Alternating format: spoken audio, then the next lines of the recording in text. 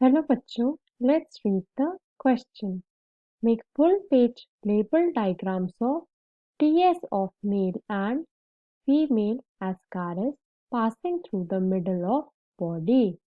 No description is needed. So इस question में हमें बताना है through a diagram about male and female ascaris. तो आज हमारा की कॉन्सेप्ट है ascaris. पहले हम समझते हैं कि एस्कारिस होते क्या हैं। तो एस्कारिस होते हैं नेमाटोड राउंडवॉर्म्स जो कि होते हैं पैरासिटिक इन नेचर। तो एस्कारिस बिलोंग करते हैं टू द फैमिली एस्कारिडीडे एंड ये हमारे रहते हैं mostly in small intestine in human. तो फीमेल एस्कारिस होती है 20 to 35 सेंटीमीटर लॉन्ग एंड ये होती है थिकर, वाइल जो मेल एस्कारिस होता है वो होता है only 50 to 30 centimetre long and होता है थिनर।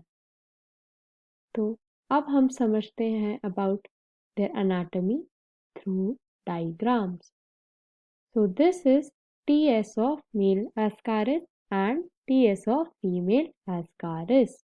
तो पहले हम समझते हैं about male ascaris. So male ascaris में firstly present होती है एक dorsal nerve cord and इसमें ये part होता है हमारा, this part is intestine. So male Ascaris की आउटर पोर्शन को बोलते हैं हम एपिडर्मिस एंड इसमें प्रेजेंट होती है एक लेटरल लाइन एंड इसमें प्रेजेंट होती है अनदर नर्व कॉर्ड जिसको हम बोलते हैं और द वेंट्रल नर्व कॉर्ड।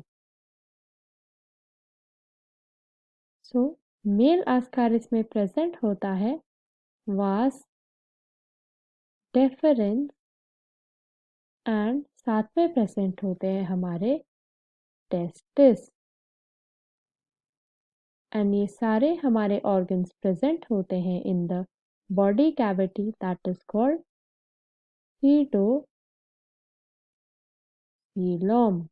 सूडोसीलोम। तो जो फीमेल एस्कारिस होते हैं उनमें भी प्रेजेंट होता है एक dorsal line and a dorsal nerve cord, dorsal nerve cord and इनमें भी a similar intestinal structure होता है and this is intestine. So इनमें भी एक और nerve cord होती है that is ventral nerve cord. So ventral nerve के साथ में ही present होती है ventral line. नेक्स्ट पार्ट हमारा होता है the female reproductive organ that are ovaries and along with oviduct. This is oviduct. तो इसमें जो सेंट्रल रैकिस होता है ये हमारा सराउंडेड होता है बाय द genital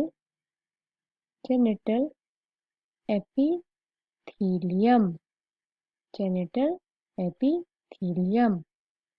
सो इसमें ये जो बड़ा पार्ट होता है ये होता है the uterus of female Ascaris and lastly होता है द आउटर लेयर जिसको बोलते हैं एपिडर्मिस। सो ये सारे पार्ट्स हमारे प्रेजेंट होते हैं इन द बॉडी कैविटी, जिसको बोलते हैं pseudocoelom. Pseudocoelom. So that was the male ascaris and female ascaris fully labeled diagram. I hope you understood the question well. Best of luck.